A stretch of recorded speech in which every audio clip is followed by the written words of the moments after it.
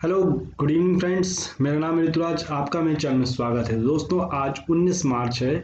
आज की क्लास चालू करते हैं। एक क्वेश्चन है, किस देश ने दुनिया का सबसे बड़ा तैरता हुआ सौर फार्म से मतलब यहाँ पे सौर पैनल्स की बात करी जा रही है, बनाने की घोषणा की। ऑप्शन आपके पास है रूस, चीन, भारत या फिर सिंगापुर। तो ऐसे ही क्वेश्चंस को हम करने वाले हैं, तो बने रहिए वीडियो के अंत तक। चलिए क्वेश्चन देखते हैं। पहला यहाँ पे, निम्न में से किस देश ने दुनिया का सबसे बड़ा तैरता हुआ सौर फार्म बनाने की घोषणा की है? Which of the following country has announced to build the world largest floating solar farm? Option आपका रूस, चीन, भारत या फिर सिंगापुर। चलिए इसका आंसर दीजिए कमेंट में, क्या रहेगा। दोस्तों, आपसे निवेदन है, अगर आपने अभी तक मेरे चैनल को सब्सक्राइब नहीं किया है या फिर आप इस वीडियो में पहली बार आए हैं तो प्लीज़ चैनल को सब्सक्राइब जरूर करिए, और साथ ही साथ में वीडियो अगर आपको पसंद आता है तो प्लीज़ लाइक जरूर करिए। तो क्वेश्चन आपने देख लिया, यहाँ पे निम्न में से कौन सा देश जो है दुनिया का सबसे बड़ा तैरता हुआ सौर फार्म बनाने की घोषणा करा है? चलिए इसका आंसर है सिंगापुर। सिंगापुर एक कंट्री है जिसने दुनिया का सबसे बड़ा तैरता हुआ सौर फार्म बनाने की घोषणा की है। तो अब यहाँ पे देख लेते हैं कि जो सौर फार्म है वो वर्क कैसे करता है, काम कैसे करता है। तो यहाँ पे सोलर पैनल्स के बहुत बड़े जो जॉइंट्स होते हैं, मतलब एक के बाद एक पूरे पैनल्स लगे होते हैं, जॉइंट होते हैं, ये सारे लगे हुए हैं। इसके नीचे मतलब ये जो सौर पैनल्स हैं, एक फ्लोटिंग प्लाटून्स होते हैं या पैंटून्स बोल सकते हैं, या एक बोल सकते हैं कवर होता है जो कि तैरा करते हैं पानी पे। ये बनाए जाते हैं, इसके ऊपर रखे जाते हैं, इसको सेट करे जाते हैं, और इनको कनेक्शन करके हम एक सेंट्रल इन्वर्टर होता है जिसके थ्रू हम डायरेक्टली इसको देते हैं कहाँ पे, ट्रांसमिशन कंट्रोल से देते हैं, और ये फिर सभी जगह पे इसकी इलेक्ट्रिसिटी जो है वो सब जगह पे डिस्ट्रीब्यूशन होती है। इनको हम कुछ एंकर्स के थ्रू जमीन के अंदर, समुद्र के नीचे जहाँ तक हम इसको टाइट कर सकते हैं, हैंग कर सकते हैं, वहाँ तक हम इसको हैंग करके रखते हैं और ये फ्लोट करते रहते हैं। तो ये पूरा सिस्टम जो है बनता है समुद्र के ऊपर। तो हमारे लिए यहाँ पे बात ये बनती है कि क्वेश्चन था यहाँ पे कि ऐसा कौन सा देश है जो सबसे बड़ा सोलर पैनल या सोलर फार्म बना रहा है तैरता हुआ? सिंगापुर। चलिए आगे बात करेंगे।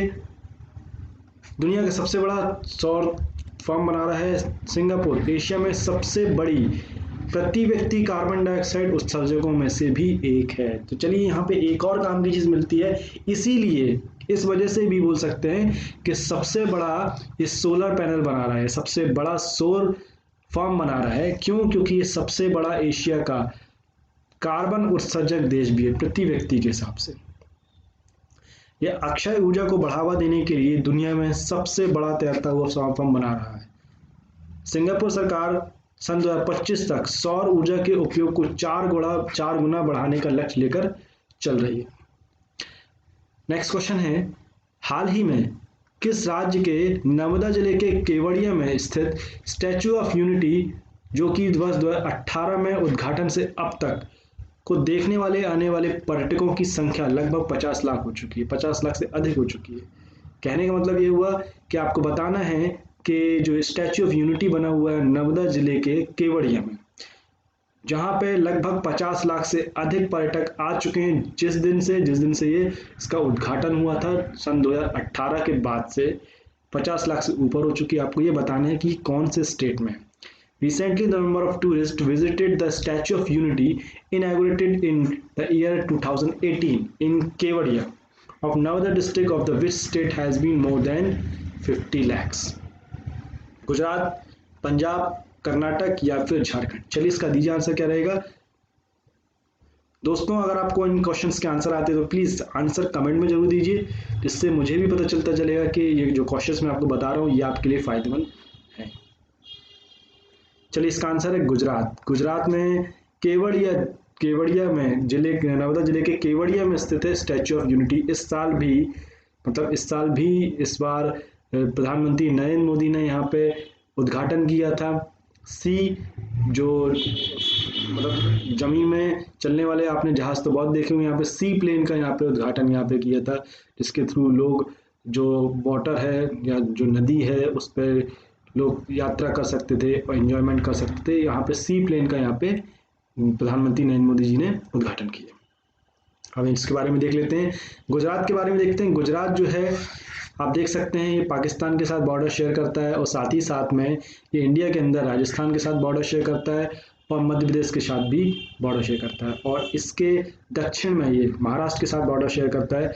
अहमदाबाद गुजरात की राजधानी है, सूरत, जामनगर और वापी ये सारे जो हैं इम्पॉर्टेंट शहर हैं गुजरात के।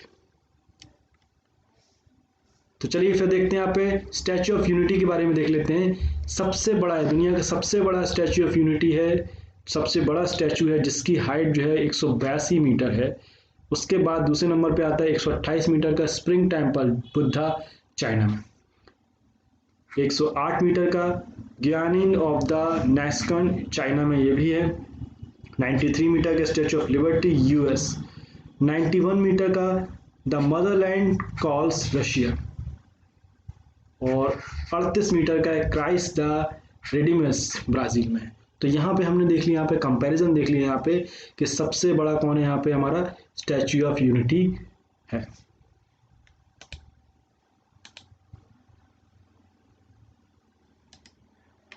चलिए यहाँ पे हमने देख लिया स्टैच्यू ऑफ यूनिटी है जो सबसे बड़ा यहाँ पे स्मारक है या स्टैच्यू मोनूमेंट बोलते हैं इसको। आगे बढ़ेंगे, चलिए स्टैच्यू ऑफ यूनिटी जो है वो सरदार वल्लभ भाई पटेल के सम्मान में बनाया गया है। स्वतंत्र भारत में लगभग 560 रियासतों को एकजुट करने का श्रेय जो है सरदार वल्लभ भाई पटेल को जाता है, इसलिए इस प्रतिमा का नाम स्टैच्यू ऑफ यूनिटी रख दिया गया। अब आपको एक और चीज बता दूं, सरदार वल्लभ भाई पटेल को लौह पुरुष के नाम से भी जाना जाता है, लौह पुरुष। अब एक बात आती है कि इनको लौह पुरुष क्यों बोला जाता है। लौह पुरुष इसलिए बोला जाता है क्योंकि जब 560 रियासत थी, अलग अलग टुकड़ों में बटा हुआ था हमारा भारत देश आज़ादी के पहले, जब अंग्रेज भारत से जा रहे थे तब यहाँ पे हमारे भारत में अलग अलग रियासतें थी, लगभग 560 रियासतें थी। उन सभी को जोड़कर एकजुट करने के लिए सरदार वल्लभ भाई पटेल ने भरपूर प्रयास किए और एक लोहे के समान डटे रहे, अड़े रहे और अपने इस भारत देश को जो हम अभी देख पा रहे हैं, जिस अभी हम फिजिकल कंडीशन में भारत को देख पा रहे हैं, उस तक लाने में इनका भरपूर योगदान रहा है, इसलिए इनको लौह पुरुष के नाम से जाना जाता है। हाल ही में केंद्रीय रेल मंत्री ने सूचना दी कि जम्मू कश्मीर में किस नदी पर विश्व का सबसे ऊंचा रेल पुल अपने अंतिम चरण के निर्माण के अंतिम चरण में। आपको बताना है केंद्रीय रेल मंत्री ने यह सूचना दी है कि जम्मू कश्मीर में कौन सी नदी पर विश्व का सबसे ऊंचा रेल पुल अपने निर्माण के अंतिम चरण में। Recently, the Union Railway Minister has informed that the world highest rail bridge on which river in Jammu and Kashmir in the final stage of its construction. Kishanganga नदी, चिनाब नदी, तवी नदी या फिर डोडा नदी। चलिए इसका आंसर दीजिए, कौन सी ऐसी नदी है जिस पर विश्व का सबसे ऊंचा रेल पुल बन रहा है जो कि अपने निर्माण के अंतिम चरण में। चलिए इसका आंसर है चिनाब नदी। चिनाब नदी पर सबसे ऊंचा रेलवे पुल बन रहा है। अभी इसके नाम के बारे में कोई डिसाइड नहीं किया गया है, जब इसका इनॉग्रेशन होगा तब उस टाइम पे इसका नाम सोचा जाएगा। तो बनी बात है, इसका नाम जो है या तो प्रधानमंत्री मोदी जी के नाम पे पड़ने वाला है या फिर ऐसे ही किसी नेता के नाम पे पड़ने वाला है। ये आप देख सकते हैं यहाँ पे, ये इतना बड़ा हमारा चिनाब नदी के ऊपर एक ब्रिज बन रहा है जो कि रेलवे पुल है।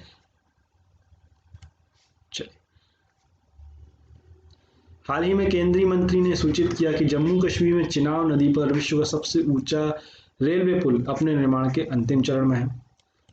जम्मू कश्मीर के रियासी जिले में बना, चलिए यहाँ पे काम की चीज हमको मिली, रियासी जिले में बना गया है ये रेलवे पुल। नदी के तल से लगभग 359 मीटर ऊंचा है, सबसे ऊंचा है, 359 मीटर ऊंचा है और पेरिस के सुप्रसिद्ध एफिल टावर से लगभग 30 मीटर ऊंचा है। तो एफिल टावर से यहाँ पे इसकी जो ऊंचाई है लगभग 30 मीटर ज़्यादा है, 359 मीटर, 359 मीटर टोटल इसकी ऊंचाई है। चलिए आगे बात करेंगे, हाल ही में किस देश के प्रधानमंत्री जॉन मैगुफुली का 61 वर्ष की उम्र में निधन हो गया। आप देख सकते हैं, मैंने फोटो लगाई है कि आपको बताना है कि जॉन मैगुफुली जो कि किस देश के राष्ट्रपति थे जिनका 61 की उम्र में निधन हो गया। Recently, the president of which country, John Magufuli, died at the age of 61? Option है आपका तंजानिया, केनिया, इथोपिया या फिर सोमालिया। चलिए दोस्तों, आपसे निवेदन है, अगर आपने अभी तक चैनल को सब्सक्राइब नहीं किया है तो प्लीज़ चैनल को सब्सक्राइब जरूर करिए, जिससे आपको आने वाले समय में नेक्स्ट वीडियो की नोटिफिकेशन लगातार मिलते रहेगा। बेल आइकन को क्लिक करना ना भूलिए। चलिए, इसका आंसर है तंजानिया। तंजानिया देश के राष्ट्रपति हैं जॉन मैगुफुली, इनका 61 वर्ष की उम्र में निधन हो गया। राष्ट्रपति के रूप में इनकी पहली बार नियुक्ति हुई थी सन 2015 में। उन्हें इसके बाद सन 2020 में दोबारा प्रेसिडेंट चुना गया। मैगुफुली को साल 1995 में संसद का सदस्य चुना गया था। जॉन मैगुफुली साल 2010 में तंजानिया के मंत्री और दूसरी बार परिवहन मंत्री नियुक्त किए जाने के बाद लोकप्रियता प्राप्त कर रहे थे।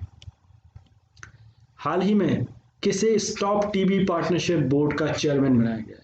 Recently who has made the chairman of stop TB partnership board? Prakash Javadekar, doctor Harshvardhan, Ravishankar Prasad या फिर सत्येंद्र कुमार जैन। चलिए दीजिए, इसका आंसर क्या रहने वाला है? हाल ही में किसे स्टॉप टीबी पार्टनरशिप बोर्ड का चेयरमैन बनाया गया है? चलिए, इसका आंसर है डॉक्टर हर्षवर्धन। डॉक्टर हर्षवर्धन जी को स्टॉप टीबी पार्टनरशिप का चेयरमैन बनाया गया। केंद्रीय स्वास्थ्य मंत्री, चलिए काम की चीज मिली हमको, केंद्रीय स्वास्थ्य मंत्री डॉक्टर हर्षवर्धन को टीबी पार्टनरशिप बोर्ड का चेयरमैन बनाया गया है। अब आपको एक और चीज बता दूं कि स्टॉप टीबी पार्टनरशिप बोर्ड के अध्यक्ष के रूप में हर्षवर्धन सन 2021 जुलाई को अपना पद संभालेंगे और उनका कार्यकाल लगभग 3 वर्ष का रहेगा। स्टॉप टीबी पार्टनरशिप बोर्ड एक अंतर्राष्ट्रीय मंच है जो विश्व भर के विभिन्न पक्षों के साथ मिलकर टीबी के विरुद्ध संघर्ष का अभियान चलाती है। टीबी, ट्यूबरकुलोसिस एक बहुत ही बड़ी बीमारी किसी जमाने में मानी जाती थी, एक असाध्य रोग माना जाता था, परंतु अब इस बीमारी का इलाज निकाल लिया गया है और इसी को देखते हुए हम इस बीमारी से लड़ रहे हैं। तो इसको देखते हुए स्टॉप टीबी पार्टनरशिप बोर्ड एक बनाया गया था, जिसमें पूरे वर्ल्ड के अंतर्राष्ट्रीय मंच है ये, पूरे वर्ल्ड के, पूरी दुनिया भर के अलग अलग देश मिलके इस बीमारी के खिलाफ लड़ा करते हैं और अपना एक जो अभियान जो है, एक जो कैंपेन चलता है, इसका नाम है स्टॉप टीबी पार्टनरशिप कैंपेन, ये चलाया करते हैं। पूर्व अफ्रीकी देश केन्या ने अपने किस पड़ोसी देश के साथ समुद्री सीमा विवाद पर अंतर्राष्ट्रीय न्यायालय ICJ के कार्यवाही में भाग लेने से इनकार कर दिया? East African country Kenya has refused to participate in the proceeding of the International Court of Justice ICJ on maritime boundaries dispute with the which of the neighbouring country? Option है आपका सोमालिया, तंजानिया, केनिया या फिर Ethiopia. चलिए, इसका answer दीजिए। कौन सी country के साथ केनिया का विवाद चल रहा है? समुद्री सीमा के विवाद पे चल रहा है, जिस पे अंतर्राष्ट्रीय न्यायालय में कार्यवाही के लिए भाग लेने से इनकार कर दिया। कौन सा देश है वो? चलिए, इसका आंसर सोमालिया। सोमालिया के साथ विवाद चल रहा है केनिया का, समुद्री सीमा को लेकर। सोमालिया और केनिया के बीच में हिंद महासागर की समुद्री सेना के परिसीमन को लेकर विवाद चले। परिसीमन मतलब ये होता है कि चेंजेस किया जाता है कि हमारी सीमा अब यहाँ तक है, फिर हम कुछ चेंजेस करेंगे, अब ये हमारी यहाँ तक है, तो ये परिसीमन कहलाता है।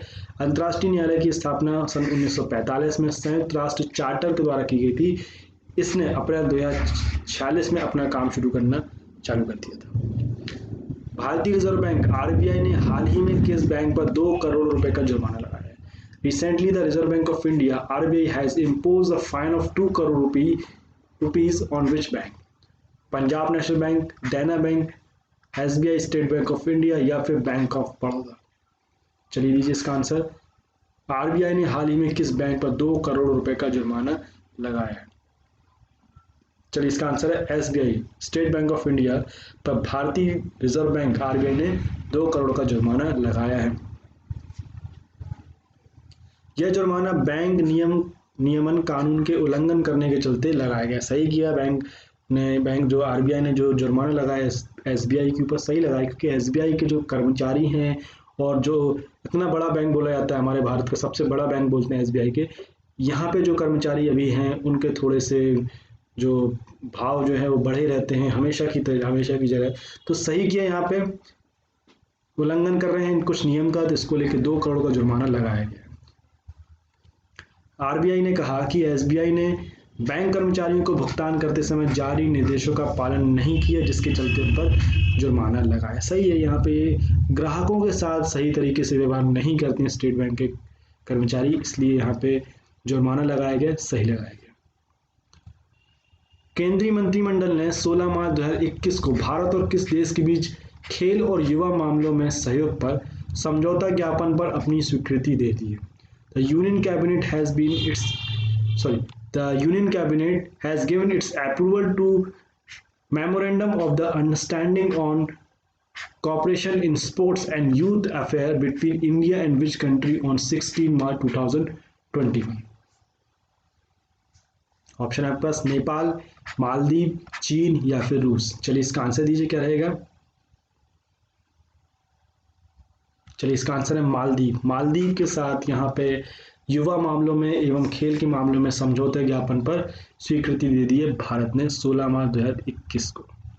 खेल और युवा मामलों के क्षेत्र में दोनों देशों के बीच समझौता ज्ञापन के तहत द्विपक्षीय विनियमन कार्यक्रम खेल विज्ञान, खेल दवाओं, कोचिंग तकनीकों और युवा त्योहारों और शिविरों में भागीदारी के साथ विशेषज्ञता और ज्ञान का विस्तार किया जाएगा।